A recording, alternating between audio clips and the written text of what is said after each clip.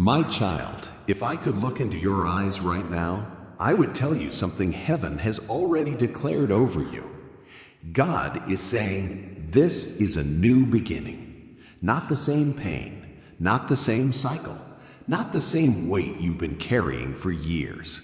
That chapter is closing.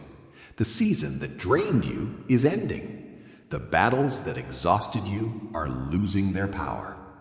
God is doing something new, not around you, but in you. The Bible says, "Behold, I am doing a new thing. Now it springs forth." This means your past is not your prison. Your mistakes are not your identity. Your losses are not the end of your story. God is breaking old patterns. God is healing old wounds. God is opening doors you could not open. And He whispers, breathe again, hope again, try again. Because this time, things will be different.